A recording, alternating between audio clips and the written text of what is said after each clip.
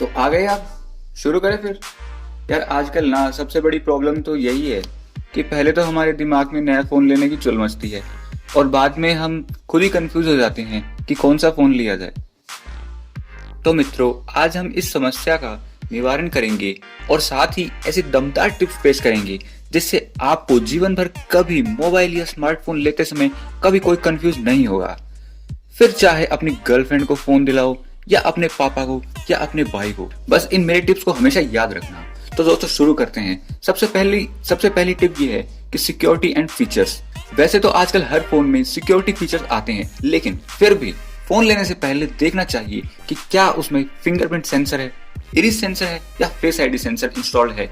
5000 के ऊपर वाले हर फोन में फिंगर सेंसर अवेलेबल होता है।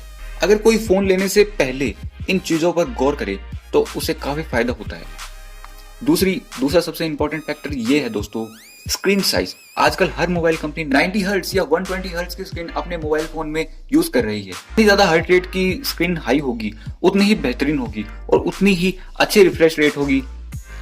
इसके बाद बात आती है स्क्रीन साइज की। अगर कोई बंदा ऑफिस के काम में बहुत बिजी रहता है तो उसके बड़ी स्क्रीन कोई काम की ही नहीं, और अगर कोई बंदा आपकी तरह प्रो पबजी प्लेयर है तो उसके छोटी स्क्रीन किसी काम की नहीं है।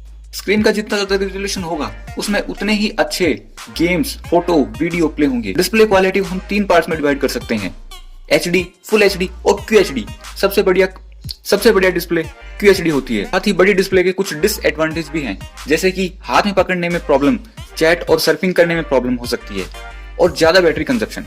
दोस्तों अब बारी आती है स्टोरेज कैपेसिटी की। इसके बाद में सबसे इंपॉर्टेंट फैक्टर है मेमोरी। आज के टाइम में बहुत इंपॉर्टेंट चीज होती जा रही है, क्योंकि हर कोई आजकल बहुत ज्यादा डेटा जनरेट कर रहा है। कुछ होते हैं सेल्फी लवर और फिर आते हैं टिकटॉक वाले।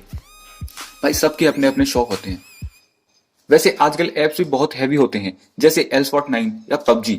दोनों ही गेम 1.5 GB से ऊपर हैं और मोबाइल की ज्यादातर स्पेस तो एप्स ही कवर करते हैं। आजकल maximum phones 32 GB, 64 GB, 128 GB और 512 GB और इससे भी ऊपर स्टोरेज ऑफर कर रहे हैं।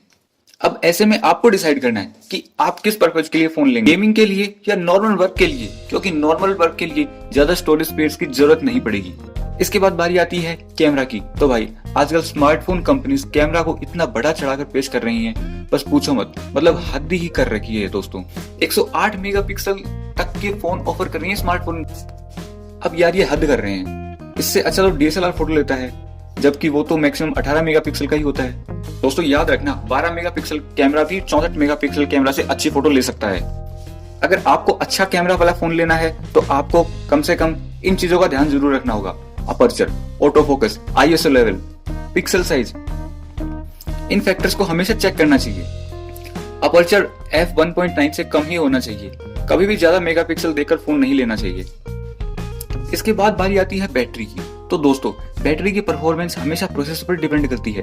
अगर फोन में आउटडेटेड प्रोसेसर लगा हुआ है तो बैटरी चाहे कितने भी पावरफुल हो फिर उससे कोई फर्क नहीं पड़ेगा। इसलिए बैटरी देखने से पहले फोन में कौन सा प्रोसेसर लगा हुआ है ये भी जरूर चेक कर लेना चाहिए। नॉर्मल यूजर के लिए 3500 mAh की बैटरी सफिशिएंट होती है। अब अगर बात की जाए प्रोसेसर की तो ये फोन टू फोन डिपेंड करता है, जैसे कि फोन में कौन सा ऑपरेटिंग सिस्टम इंस्टॉल है या कौन सा UI है।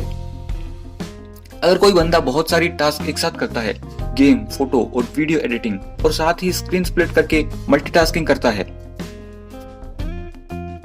तो उस बंदे के लिए स्नैपड्रैगन 865 बेस्ट रहेगा। आईफोन यूजर्स के लिए Apple A13 bionic best chip है। दोस्तों इसके बाद बात करते हैं ऑपरेटिंग सिस्टम की। ऑपरेटिंग सिस्टम भी बहुत इंपॉर्टेंट फैक्टर है, मानो ना या मानो, लेकिन ये ही वो चीज है जिससे लोग कई साल से जुड़े रहते हैं। अब यार तुम खुद ही देख लो, अगर कोई iOS यूजर वाला है तो वो मुश्किल से ही एंड्रॉइड पर शिफ्ट होगा। हाँ वो अलग बात है कि एंड्रॉइड यूजर की हमेशा दिली तमन्ना रही है कि वो भी जल्दी आईफोन यूजर बनेंगे। दोस्तों एंड्रॉइड यूजर सिस्टम के ये फायदे हैं कि यूजर को एक काम के लिए कई सारे एप्स प्ले स्टोर पर मिल जाएंगे। वहीं iOS डिवाइस की बात करें तो वहां यूजर को लिमिटेड एप्स मिलती हैं, और वो इसलिए होता है क्योंकि एप्पल iOS हमेशा से अपनी सिक्योरिटी और प्राइवेसी के लिए जाना जाता है।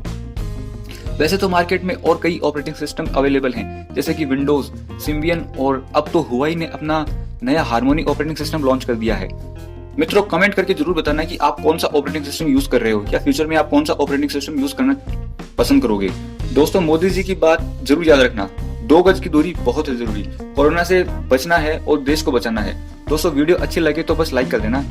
तो अब मिलते हैं अगली वीडियो में। Tata bye bye, take care.